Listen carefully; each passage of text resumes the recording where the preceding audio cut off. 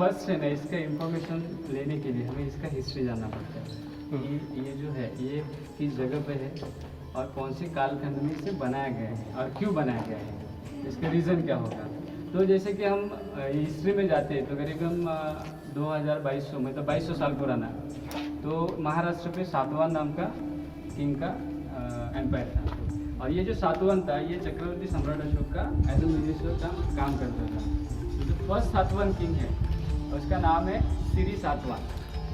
श्री सातवाहन का जो कॉइन्स है ये हमें पैठण में मिलते हैं। तो सातवाहन का पहला जो कैपिटल था वो पैठण था, और वो जो अंडर किसका काम करते थे, सम्राट अशोक के अंडर में काम करते थे। और सम्राट अशोक का जो एम्पायर था ये आज के 10 राष्ट्र है, यानी कि हम कह सकते हैं कि 10 देश है, उसे उस समय जम्बूद्वीप कहा जाता था। तो करीबन ये 2000 मतलब 2300 साल पुराना सम्राट अशोक का स्टार्ट, यहाँ से ये जो केव्स का निर्माण है ना वहाँ से स्टार्ट होता है। तो चक्रवर्ती सम्राट अशोक ने फर्स्ट केव बनाया ये बिहार में जो 12 बार टेकड़ी है, जो गया के लगभग 30 किलोमीटर नज़दीक 12 बार पहाड़ है, तो वहाँ पे पहला केव्स बनाया। उस समय पे महाराष्ट्र में ये जो सातवाहन है ये सम्राट अशोक का मिनिस्टर करके काम करते थे। तो उन्हें आदेश आया है कि आपको ये जो लेनी का निर्माण करना है। तो लेनी क्यों बनानी पड़ती थी, जो बौद्ध भिक्षु थे ये वर्षावस का जो समय रहता है, जिसे हम बारिश का समय कहते थे, ये 4 महीने जो रहते थे ये उन्हें घूमने की आदत नहीं थी। तो वो एक जगह पे रह के जो धम्म का अध्ययन करके लोगों को 8 महीने पूरी तरीके से किस तरीके से अपने जीवन में जीना चाहिए। जैसे लोगों को राग आता है, तो किसी को लोभ आता है, किसी के मन में वासना जागती है, तो ये मन से अपने मन में से ये विकार कैसे दूर करे, तो इसका प्रैक्टिस होता था। तो ये प्रैक्टिस के लिए ये जगह है, तो उसका निर्माण उस समय स्टार्ट हो गया। तो जब सातवाहन ने पहला जो केव स्टार्ट किया वो 4 केव से। तो पहला जो केव है वो लोनावाला में जाते तो भाजा केव से, दूसरा है औरंगाबाद में कन्नड़ डिस्ट्रिक्ट का कन्नड़ तहसील है उसमें जो पीतलखोरा नाम का केव है, और चौथा मुंबई के नज़दीकी कर्जत के बाजू में कोंडानी केव से, जो मुंबई का कानेरी केव से। ये सम्राट अशोक से स्टार्ट होता है, क्योंकि सम्राट अशोक से उसका हिस्ट्री स्टार्ट होता है।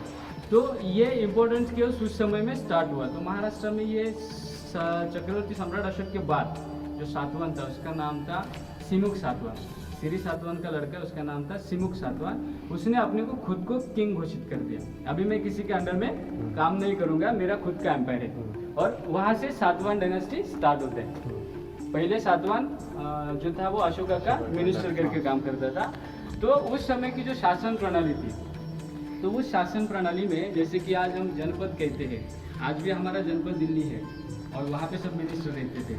उस समय जो जनपद था उस समय राजा रहते थे वहाँ पे, और उनके मिनिस्टर रहते थे जो बड़े बड़े मिनिस्टर हैं। उसके बाद आता है राष्ट्रीय यानी जिसे आज हम राज्य कहते हैं, उस समय उसको राष्ट्रिक कहा जाता था या राष्ट्र कहा जाता था। उसके बाद एक आहार नाम की संज्ञा आती है, मतलब आहार नाम का एक शासन प्रणाली का भाग आता है जिसे हम आज जिला या तहसील कहते हैं, जैसे जिला कहते हैं। तो उसका एक मिनिस्टर रहता है, उसके अंडर में एक भुक्ति नाम का शासन का एक प्रदेश आता है। तो उसका जो अधिकारी रहते थे उसको महाभुज कहा जाता था। आहार का जो अधिकारी रहते उसको अमात्य कहा जाता था।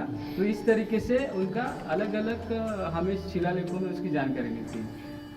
कूड़ा केव्स में जब आते हैं तो ये प्राचीन काल से सबसे बड़ा व्यापारी केंद्र था, मतलब व्यापारी बंदर कहते हैं, जिसे ये सामने की राजपुरी खाड़ी है, और राजपुरी खाड़ी के जो बंदर है उसके मांदाड़ बंदर कहा जाता था। तो यहाँ से बड़ी पैमाने में यहाँ से ट्रेडिंग होती थी, और ये ट्रेडिंग कहाँ से जाती थी, यहाँ से नागोटने के दर से पाली मार्ग लेके नीचे महाड़ तक जाती थी, और महाड़ से फिर वो बोरघाट है वहाँ से लेके ऊपर पैठण जाने के लिए उस समय से रास्ता था। तो ये व्यापारी ट्रेड रूट है, और ये ट्रेड रूट पे ये लेनी का निर्माण इसलिए हुआ है ताकि यहाँ पे जो बौद्ध भिक्षु धम्म प्रचार के लिए हर जगह पे जाते थे तो उनको रहने के लिए जगह हो जाए। उसी तरह जो व्यापारी लोग जाते थे तो उनको भी एक दिन का जो व्यापार करते या अपने डेली रूटीन में काम करते थे, एक दिन उन्हें धम्म का आचरण करने के लिए जो टीचिंग सीखना है तो उन्हीं के लिए ये जगह मिल जाती थी। तो वो रात को यहाँ पे स्टे करते थे, जो बौद्ध भिक्षु यहाँ पे रहते थे उनको टीचिंग देते थे। तो उसी तरह से ये कूड़ा केव्स का निर्माण हुआ है। तो ये जो कूड़ा केव्स है ये जो रायगढ़ डिस्ट्रिक्ट है उसमें तला नाम का तहसील है, उसमें ये कूड़े नाम का गांव है, उसमें ये लेने आते हैं। अभी ये जो लेनी है इसका तकरीबन हम कालावधि निकलती है या उसका टाइमिंग निकलती है, ईसा पूर्व 2री शताब्दी में इसका स्टार्ट हुआ है कार्विंग। और ये ईसा 6वीं शताब्दी तक यहाँ पे काम शुरू होता था। मतलब लगभग हमें एक 700-800 साल का पीरियड, मतलब एक ही साल में बना नहीं है। तो एक 10 बाई 10 का जो रूम रहता था, ये रूम हमें 4 साल में बनता था उस समय। मतलब 10 बाई 10 का रूम कार्विंग करने के लिए 4 साल लगते थे। तो जैसे हम जब शिलालेख पढ़ते हैं तो उनमें उनकी पूरी परिवार के नाम आते हैं। इसका मतलब ये रहता है कि उनकी हर एक पीढ़ी ने उसको डोनेशन दिया है, इसके लिए उनका पूरा नाम आता है। तो जैसे ये कूड़ा नंबर की 6 नंबर का केव्स है और ये महत्वपूर्ण केव्स माना जाता है। करीबन यहाँ पे 27 केव्स हैं, उसमें से 5 स्टैचू हुए, जैसे इस तरीके से जो अंदर स्तूपा वगैरह है ना, वैसे 5 स्तूपा से यहाँ पे। फर्स्ट 1 नंबर पे है, दूसरा यहाँ पर है, तीसरा इसके बाजू में ही 9 नंबर पे है, चौथा वहाँ पे 15 नंबर पे है, और उसके आगे भी और एक है जो अनकम्प्लीट है, कंप्लीट हुआ नहीं है। और ये जो 6 नंबर का है, इसमें 3 कालावधि आके गए, मतलब 3 स्टेज यहाँ पे गए। एक तो बुद्धिज्म में महायान, हीनयान, महायान और वज्रयान, इस तरीके से याद है। तो यहाँ पे हम देखते हैं ना, तो पहला कार्विंग हुआ है चैत्यगृह का, उसके बाद ये 4वीं शताब्दी के बाद यहाँ पे बुद्ध मूर्ति का स्टैचू निर्माण हुआ है। उस समय बुद्ध मूर्ति का स्टैचू नहीं थे, तो बुद्ध मूर्ति को किस तरीके से पूजा जाता था कि स्तूप के तरीके से, बोधि वृक्ष के इसमें। अभी यहाँ पे जब हम देखते हैं तो ये है एक स्टैचू से, उन्होंने एक स्टैचू बनाया है। अभी यहाँ पे 2 आपको हाथी की ये दिखती है, अभी उसको बहुत सारी डिस्ट्रॉय किया है। ये ऐसे ही डिस्ट्रॉय हुए नहीं है, तो लोगों को कुछ मालूम नहीं था, तो लोग यहाँ पे इसका बहुत ही मतलब जैसे ना तोड़ना स्टार्ट कर दिया, कुछ अच्छा लगा उन्हें तो उन्हें तोड़ दिया, तो ये सब होता था। तो लगभग वहाँ का पूरा हाथी गायब हो गया। ये तो अभी ये हुआ, अभी इसको थोड़ा नीचे से प्रिजर्वेशन का काम चल रहा है, तो अभी जस्ट गवर्नमेंट का अप्रूवल आया है, तो अभी स्टार्ट होगा ये सब। तो उसके बाद ये जो स्टैचू दिख रहा है ना हमें, ये बुद्ध की जो शिक्षा है, मतलब भगवान बुद्ध ने फर्स्ट, जिसे हम कहते हैं ना फर्स्ट बुद्धिस्ट सेरेमनी जिसे कहते हैं, तो वो जो फर्स्ट बुद्धिस्ट सेरेमनी जहाँ पे दिया है वो जगह है सारनाथ। यानी उत्तर प्रदेश में हम जाते हैं तो वाराणसी के बाजू में सारनाथ नाम का एक ये आता है, बहुत ही फेमस प्लेस है। तो वहाँ पे उस समय में उसे ईसीपतन कहा जाता था, उस जगह का नाम ईसीपतन कहा जाता था। और वो जिस जगह पे स्तूप है उसे मृगदावन कहा जाता था, यानी उसे डियर पार्क कहते थे। तो इसीलिए हम ये जो स्टैचू देखते हैं तो ये बुद्ध का स्टैचू है, लेकिन वो बुद्ध का स्टैचू है, उसे अलग अलग मुद्राएं हैं बुद्ध के स्टैचू में। ये जो व्हील्स में आती है उसे धम्मचक्र प्रवर्तन मुद्रा कहते हैं, और इस तरीके से जो मुद्रा आती है उसको अभय मुद्रा कहते हैं।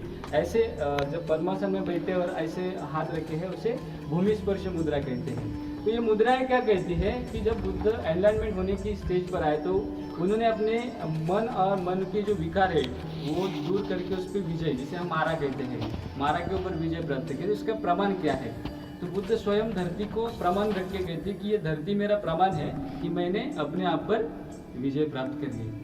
तो इसके लिए उसको भूमि स्पर्श मुद्रा कहते हैं। उसी तरह से ये धम्मचक्र प्रवर्तन मुद्रा है, जिसने बुद्ध ने पहला उपदेश दिया, इसीलिए उसका धम्मचक्र प्रवर्तन है। और 2 बाजू में 2 स्टैचू दिखते हैं, इसे वज्रपाणी और पद्मपाणी कहा जाता है।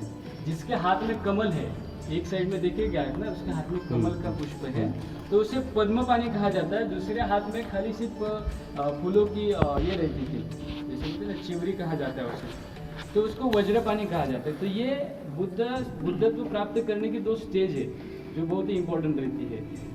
वज्रपाणी यानी कि जिसे हम कहते हैं कि दृढ़ निश्चय है हमारा, जिसे अधिष्ठान कहते हैं कि हमें कुछ चीज़ पाना है तो मैं पूरी करके ही उस पर काम करूँगा, तब तक मैं कुछ और करूँगा नहीं, तो इसे है। और दूसरा है पद्मपाणी। ये पद्मपाणी बोधिसत्व की अवस्था ये होती है कि मन में से जब राग द्वेष के विकार दूर हो जाते हैं तो मन में प्रेम और मैत्री की करुणा जागती है, तो उसके लिए उसे पद्मपाणी कहा गया है। और उसके बाद ये बुद्धत्व प्राप्त कर दिया जाता है। तो ये अलग अलग से जिसे अष्टांग मार्ग कहा जाता है हमें, तो ये है। अभी उसके नीचे जब देखेंगे आप 2 हरणों का कुछ सिंबॉलिक है, और बुद्ध जिस सिंहासन पे बैठे उसके बाजू में 2 सिंह का स्टैचू है।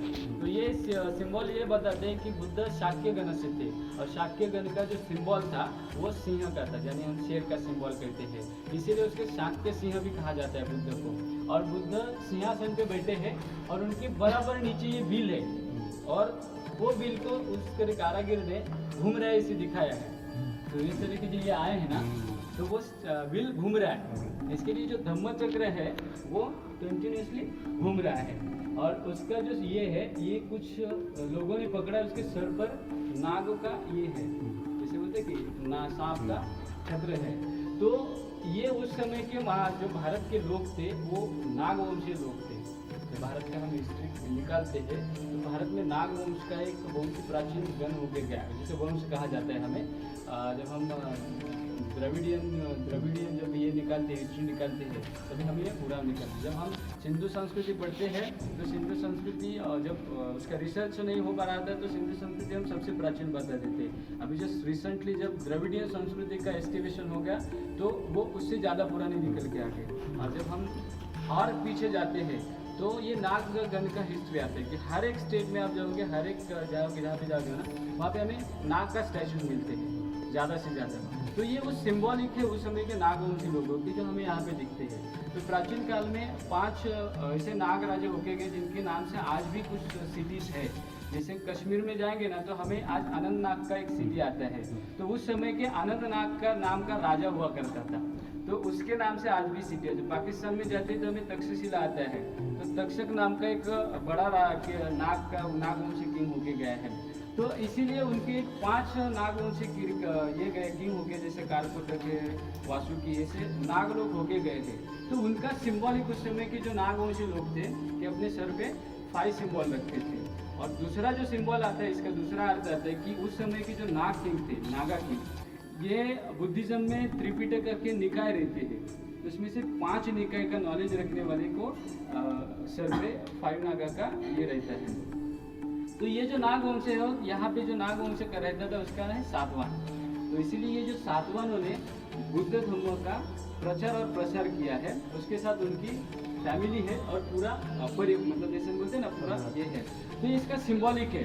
तो ये जो शिल्प है हमें ये बताता है कि बुद्ध का जो धम्म है, तो ये नाग लोगों ने प्रचार और प्रसार करके पूरी दुनिया में लेके गए हैं। तो जब हम हिस्ट्री और पढ़ते जाएंगे तो जब बाहर की दुनिया में जैसे हम कहते हैं कि आज अमेरिका का ये जैसे कोलंबस ने ये किया, लेकिन जब उसका एक्सकैवेशन हो गया तो पता चला कि कोलंबस के कई गुना पहले वहाँ पे भारत के लोगों ने जाके वो सिटी बनाया है, और वहाँ पे कुछ एंटिक्विटीज भी मिल रहे हैं।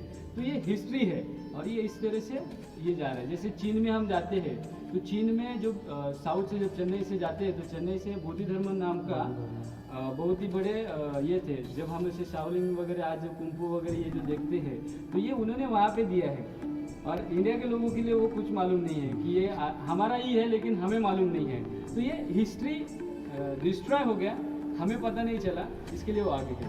आज चाइना के पास सारे इक्विपमेंट्स क्यों रहते हैं, इसका हिस्ट्री का रिसर्च हम करते हैं। जो हमारा नालंदा यूनिवर्सिटी था उस समय का वर्ल्ड का टॉप यूनिवर्सिटी जिसे कहा जाता था, जिसे जहाँ पे 1000 स्टूडेंट में से 10 लोग का सिलेक्शन होता था।